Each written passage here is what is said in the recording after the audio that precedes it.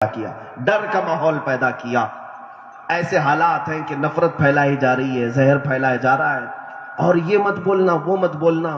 دیکھو آج حکومت بی جے پی کی ہے، آر ایس ایس کی ہے، اور مودی جی بیٹھے ہوئے ہیں، فلاں بیٹھے ہوئے ہیں. ارے وہ موت کا فرشتہ ہے کہ گلا گھونٹ کر کے لے جائے گا. میرے عزیزوں، ہم موت کے فرشتے کا بھی تو روز انتظار ہی کرتے ہیں. ہمیں اس بات کا ڈر بھی نہیں ہونا چاہیے. موت کے فرشتے کا بھی ایک مومن اس لیے انتظار کرتا ہے کہ کب آئیں گے ملک الموت، میری روح قبض کریں اور مجھے میرے مصطفیٰ سے ملاقات کرائیں. ہمیں کس بات کا ڈرائیں؟ اس کو جس کو جینے کا شوق ہو. ڈرانا اس کو چاہیے جس کو جینے کا شوق ہو. اصل زندگی تو ہماری موت کے بعد ہے، اور ہم انشاءاللہ العزیز دیکھیں گے. میرے عزیزوں، اے سنی مسلمانوں، تھوڑی تکلیف آتی ہے تو برداشت کر لینا، تھوڑی مصیبتیں آتی ہیں تو برداشت کر لینا، لیکن اپنے قدموں کو جمائے رکھنا، کیونکہ اصل جو زندگی ہے وہ محشر کی ہے، آخرت کی ہے. اور وہاں کے متعلق اعلیٰ حضرت نے کہا ہے نا، عرش حق ہے مسند رفعت رسول اللہ کی، دیکھنی ہے حشر میں. سب کو پتا ہے دیکھنی ہے حشر میں، بولو دیکھنی ہے حشر میں. ہاں وہاں عزت ہوگی تو صرف رسول اللہ کی ہوگی، اور اس دن ہمارے چہرے پہچانے جائیں گے. میرے عزیزوں، تمہارے تو وارے نیارے ہوں گے. جو نبی کی بات دنیا میں کرتے تھے وہ بڑے سرخرو ہوں گے. وہاں پر حضور کے جھنڈے تلے تم سب جمع ہوں گے. نبی پاک کی شان کیا ہوگی؟ انبیاء اکرام علیہ السلام بھی حضور کے دیدار کے مشتاق ہوں گے.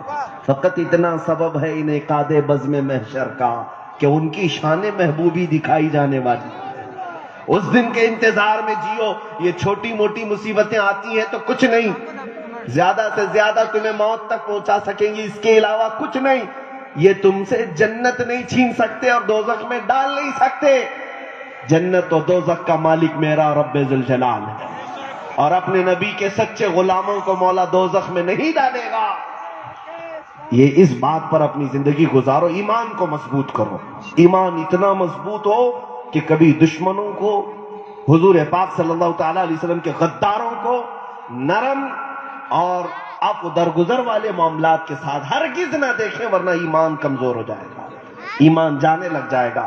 قیامت کی باتوں پر میں اپنی گفتگو کو سمیٹتا ہوں. وہ کیسا منظر ہوگا جب ہم اپنے نبی پاک صلی اللہ تعالیٰ علیہ وسلم کے جلوں میں کھڑے ہوں.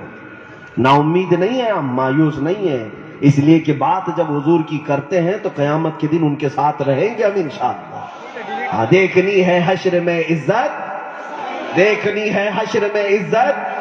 ارے تجھ سے اور جنت سے کیا مطلب، وہ ابھی دور ہو.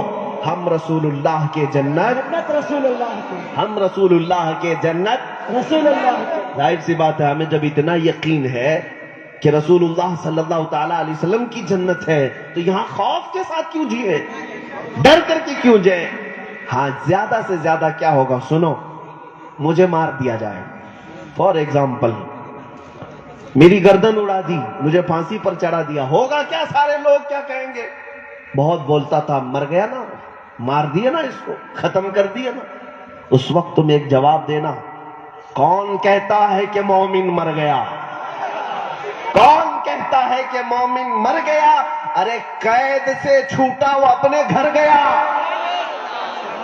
ہاں آپ کے لیے بھی یہی بات ہے. کون کہتا ہے کہ تم اگر مارے جاؤ گے تو دنیا کو کہنے دو مر گیا، اس کو ایسا نہیں کرنا چاہیے تھا، ویسا نہیں کرنا چاہیے. تو تجھے کیا پتا ہے وہ اپنے اصلی گھر گیا ہے.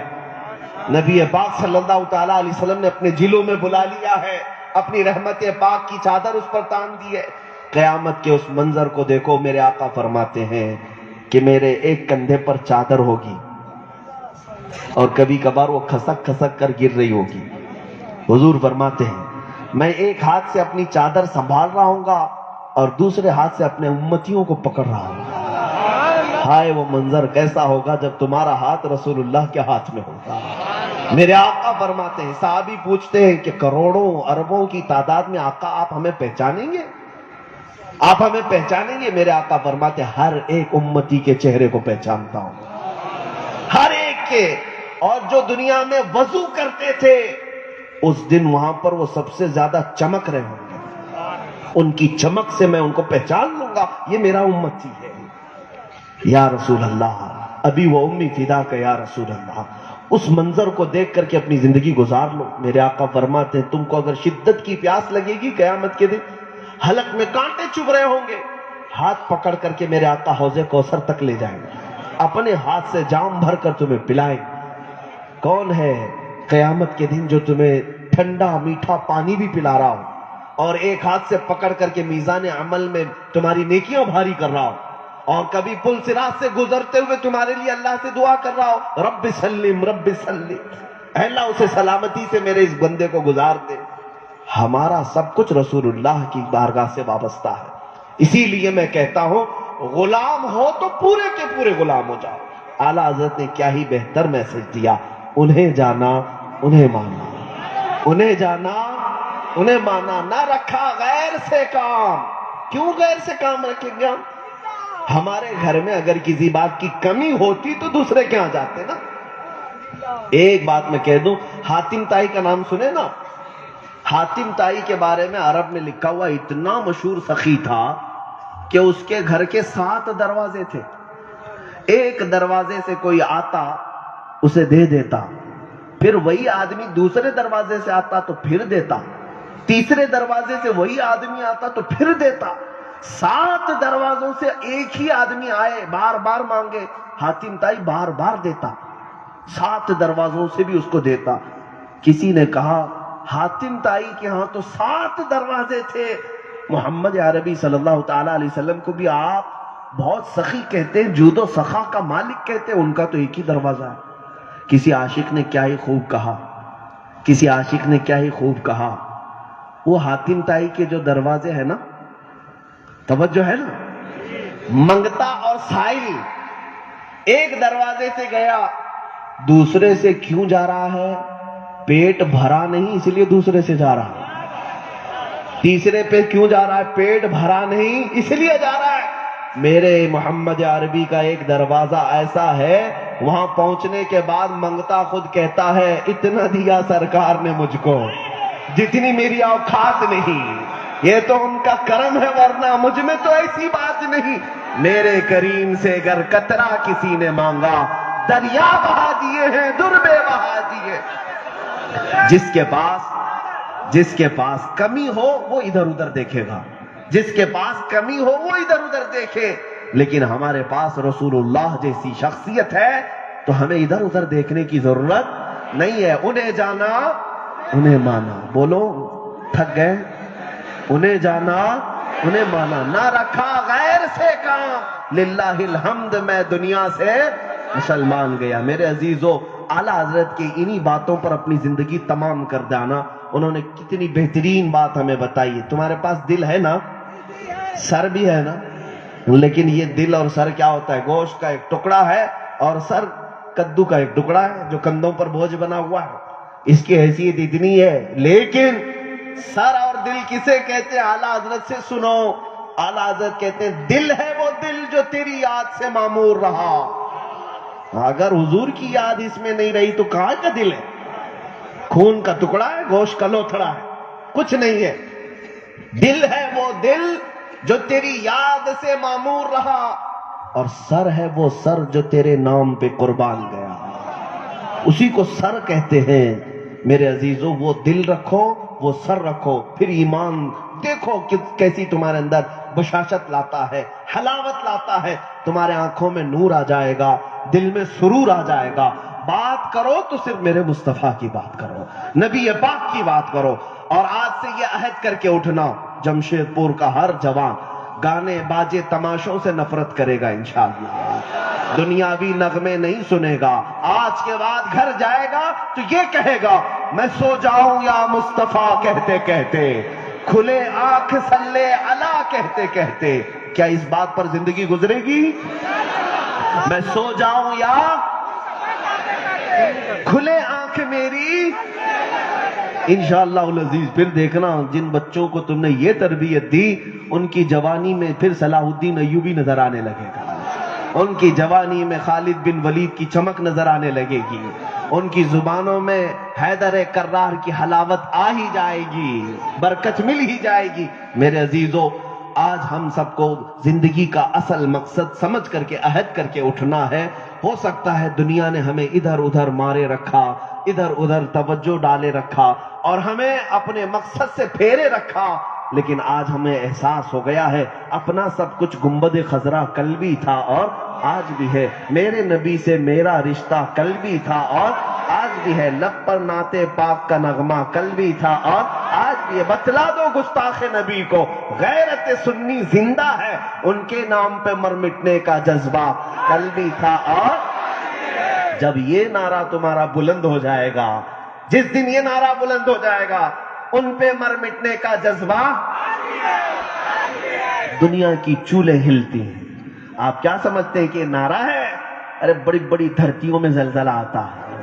یہ جو نعرہ لگتا ہے من سب نبیًا فاقتلوہ، یہ تیر کی طرح چبھنے لگتا ہے۔ ارے میاں یہ کیسی کیسی باتیں کر رہے ہیں؟ دنیا یہ کہتی ہے کہ یہ کیا کیا نعرے لگا رہے ہیں۔ دنیا کو کہنے دو، تمہارا ایمان انہی باتوں سے بڑھتا چلا جائے گا، بڑھتا چلا جائے گا، اور ایک دن چھیڑ خانی بھی بند ہو کر رہے گی۔ میرے عزیزو، ہندوستان میں ہم امن سے رہنا چاہتے ہیں کہ نہیں؟ میرے آقا کی حدیث ہے جنگ کی تمنا مت کرنا، اور ہم تمنا بھی نہیں کرتے، مٹ بھیڑ نہیں چاہتے، لیکن اگر تم سوار ہو جاؤ گے تو پیچھے قدم بھی نہیں ہٹائیں گے۔ اتنی بات یاد رکھو، یہ مرنے مارنے کاٹنے کی باتیں جو آج کی جا رہی نا، دھرم سنسد اس کو کہا جاتا ہے، یہ دھرم سنسد کے نام پر کلنک ہے۔ ارے ان کتوں کو تو چڑیا گھر میں کیوں نہیں بند کیا جاتا؟ یہ بھگوا لوگوں کو، میرے عزیزو، یہ بات میں مذاق اور لطیفے کی نہیں کر رہا ہوں، یہ ہندوؤں کی بھی عزت نکال رہے ہیں۔